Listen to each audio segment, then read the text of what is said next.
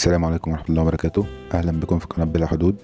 النهاردة إن شاء الله معانا شاشة سامسونج LED 32 بوصة صناعة مصري. رقم الموديل المستخدم ظاهر على الشاشة قدام حضراتكم دلوقتي. الشرح النهاردة عن عطل شائع جدا في جميع شاشات LED، وهو إن الشاشة تعمل والصوت يعمل، لكن الشاشة سوداء وبدون صورة أو جايبة صورة ولكن الإضاءة منخفضة. غالبا العطل ده بيكون من الليدات، ولكن ما نقدرش نتأكد قبل الكشف على الشاشة واختبار فولت الليدات. طبعا شاهد الشرح للآخر، إن شاء الله أقدر أفيدك أو أقدر أفيد أي شخص من الناس المبتدئين. دلوقتي إن شاء الله هنفتح الشاشة مع بعض. أنا مسرع طبعا الفيديو شوية عشان خاطر نختصر الفيديو على قد ما نقدر.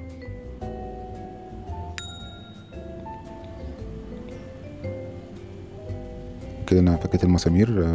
نرفع الغطا بتاع الشاشة. احنا كده هنفك السوكت بتاع لوحة المفاتيح، نظبط الافوميتر او المالتي ميتر على فولت DC. كده هنقيس الكهرباء اللي داخله الليدات. طبعا في كهرباء موجوده، معنى كده ان الليدات هي اللي فيها مشكله، مساطر الليدات هي اللي فيها مشكله.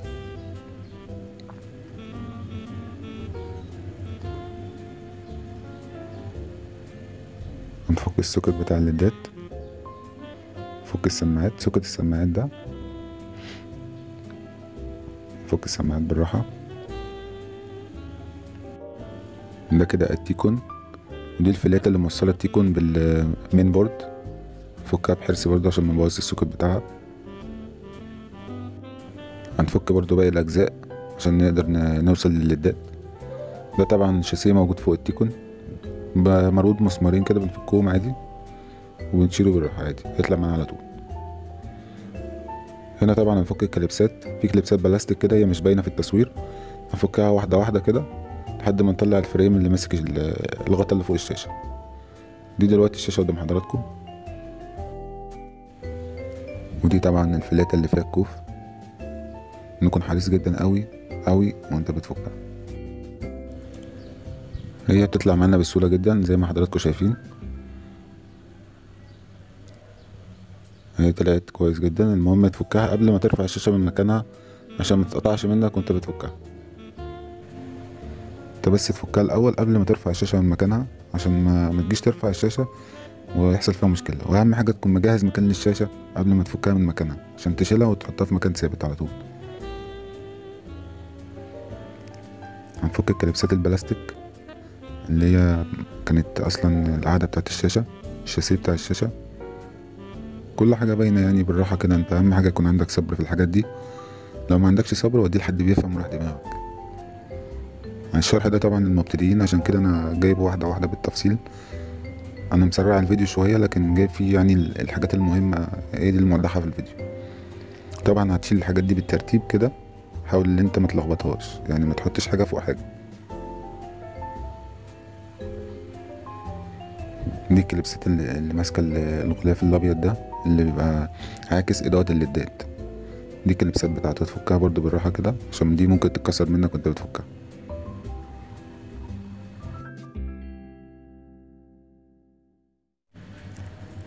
وهنا تشيلها برضو عادي، الغلاف الابيض ده تشيله عادي بالراحة كده، واحدة واحدة هيطلع معاك ان شاء الله، مفيهوش اي مشاكل طبعا. هنا انا بعد ما فكيت بالعين كده باين ان هي متصلحة قبل كده، وحد عامل كوبري على ليد محروق، عامل عليه كوبري ولغيه. وبالعين كده باين ان المسطرة دي اصلا كلها بايظة. المسطرة اللي بعديها برضو بالعين كده باين ان فيها ليد محروق او حاجة، يعني بالنظر يعني تقريبا ممكن يطلع فيها حاجات بايظة كتير. طبعا كل ده مش هيبان الا بعد اللي نعمل لها تيست بالتستر.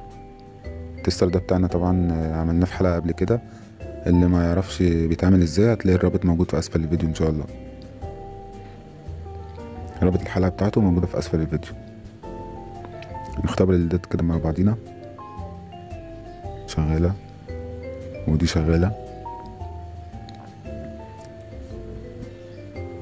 ودي شغالة، ودي محروقة. طبعا هي باينة من الاول بالعين، بس انا حبيت اتأكد بالتستر. يعني لازم نجرب ونقيس ونعرف الحاجة بالشكل الصح يعني. دول طبعا طرفين اللي بنجرب بيهم، اللي بنجرب عليهم الليدات. ودي محروق. جرب كده من النص. دي شغالة، دي فيها حوالي تلات ليدات محروقين،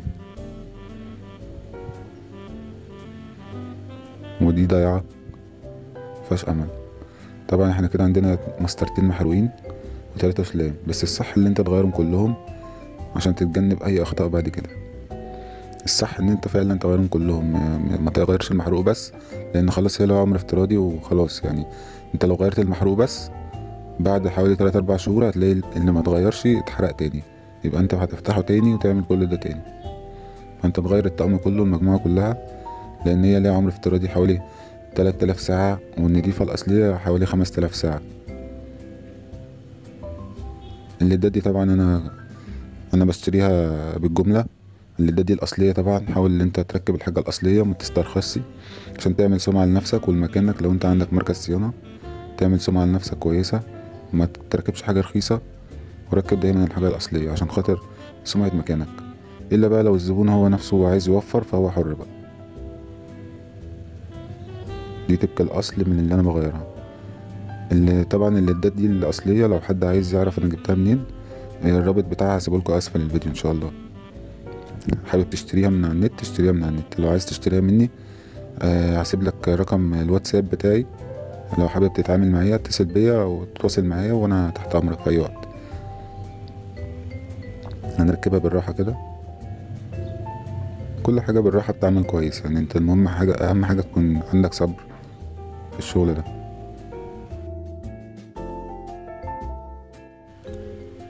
حاول تفك واحدة واحدة كده زي ما حضراتكم شايفين، هتلعب بسهولة جدا وهتركب التانية مكانها. ولو في اي تراب او اي حاجة المفروض ان احنا نمسحها واحنا شغالين، عشان برضو يبقى شغلنا على نظافة يعني. انا طبعا مسرع الفيديو وقاصص منه كده. ركبت انا كله وبختبرهم قبل ما اقفل. طبعا لازم اجرب مرة واتنين وتلاتة قبل ما اقفل، عشان اتأكد ان انا شغلي نضيف ما يرجعليش تاني لأي سبب. حاول اتأكد ان مفيش عندي مشكلة في الجهاز كله، مش مهم بقى الحاجة اللي انا عاملها، بس المهم الجهاز كله ميبقاش فيه مشكلة كده. تمام. هنجرب برضو نختبر الليدات على الدايرة بتاعته بقى الأصلية. نوصل طبعا كل حاجة ونفتح نجرب باور الجهاز والليدات قبل ما نقفل الشاشة خالص. نوصل الشاشة كهرباء. بسم الله الرحمن الرحيم. اشتغلت زي ما حضراتكم شايفين 10/10.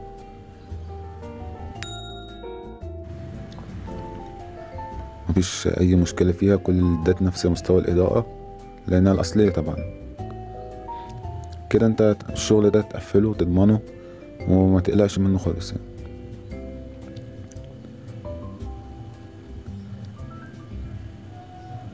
احنا كده هنقفل بقى زي ما فكناها تاني، نقفلها تاني، كل حاجة نرجعها مكانها تاني. وتمسح برضو لو مكان صوابعك ولا حاجة بصمات ايدك مش نضيفة او حاجة، امسح عشان يبقى كله بنفس مستوى الإضاءة واحد. ما تلاقيش فيه مثلا جزء اغمق من جزء، لان العاكس الابيض اللي ورا ده لو انت شلت منه حتة وقطعت منه جزء بتلاقيه عامل جنبه غيامة. ركب الفريم بتاعك وكل حاجة بنفس الترتيب اللي انت فكيته. كليبسات بايتة في مكانها تاني بالراحة. المهم ما تدوس جامد على حاجة الا متأكد ان ده مكانها.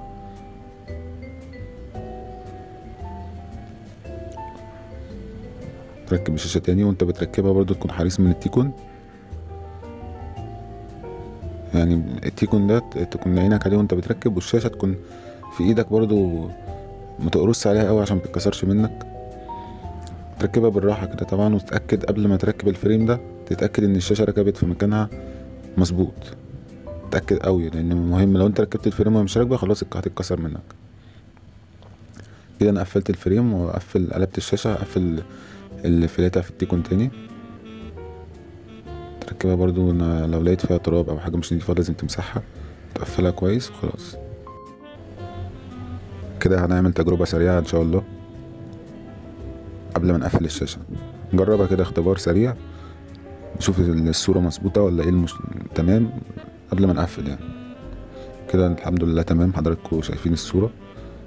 طبعا العاكس بتاع الإضاءة اللي أنا بصور بيها هي اللي باينة في الشاشة، لكن الألوان مظبوطة. طبعا أنا هقفل وهجرب الصورة على بعضها دلوقتي إن شاء الله وهي شغالة.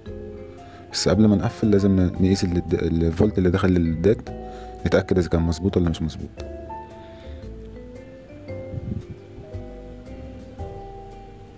برضه هنقيس على DC وكل حاجة تمام. كده الفولت مظبوط 100%، معنى كده إن الليدات اللي راكبة دي أصلية 100%. لو الليدات دي مش أصلية احتمال تلاقي الفولت ده بيزيد ويقل، يزيد ويقل، احتمال يعني. بس هو مش ده المقياس طبعا، لكن انا بقول عن تجارب يعني. هنقفل بقى كل حاجه زي ما احنا فكناها تاني. ولازم حضرتك تكون مرتب في شغلك. يعني انا هنا حاليا شغال في البيت، الجهاز اللي انا بفكه دلوقتي ده اللي انا عملته قدام حضراتكم عامله في البيت مش في الورشه بتاعتي او مش في مركز الصيانه بتاعي، وانا مش مرتب هنا. لكن في مكاني اللي بشتغل فيه ما بحبش الكركبه والكلام ده، بحب اكون مرتب عشان ابقى عارف كل حاجه مكانها فين. انا هنا بركب السماعات تاني وارجعها زي ما كانت. لازم تعمل مكان لشغلك مناسب ومريح ليك عشان تعرف تشتغل وتنتج شغل كويس. وكمان تجنب وانت شغال في الاجهزه دي بالذات ان ما يكونش حواليك اطفال. ابعد الاطفال عن مكان شغلك عشان لا تضر الاطفال ولا الاطفال تضرك في شغلك. قفل بقى الفريم بتاعك تاني واحده واحده كده. حاول ان انت ما تربطش مسمار قبل ما تتاكد ان الحاجه راكبه كويس. ما تضغطش على حاجه بايدك مثلا تبيتها في مكانها الا لما تبقى متاكد ان ده مكانها. انا هقفل طبعا الشاسيه دلوقتي اللي بيبات عليه الجهاز، وهنجرب مع بعض تجربه اخيره ان شاء الله. ويا ريت لو عجبكم الفيديو ما تنسوش تشتركوا في القناه وتدعموني. عجبك الفيديو اضغط لايك، عندك اي استفسار اكتب لي تعليق على الفيديو، ادعمني عشان خاطر اقدر ان انا استمر في عرض الفيديوهات ليك ان شاء الله. ويا رب اقدر افيد اي حد عايز يتعلم ويكتسب اي خبره، حتى الناس اللي عندها فضول وحب استطلاع بتستفاد وكلنا بنستفيد من بعض. او كده طبعا الجهاز شغال زي ما حضراتكم شايفين. انا مشغل طبعا عليه اليوتيوب، التلفزيون مشغل عليه اليوتيوب، مشغل الحلقه بتاعت التستر زي ما حضراتكم شايفين. طبعا زي ما قلت لكم التستر دوت انا عملته قبل كده، واللي عايز يعرف يتعمل ازاي الرابط بتاع الحلقه اسفل الفيديو. متنسوش يا شباب اشتركوا في القناه، فعلوا الجرس، اضغط لايك على الفيديو. والسلام عليكم ورحمه الله وبركاته يا شباب.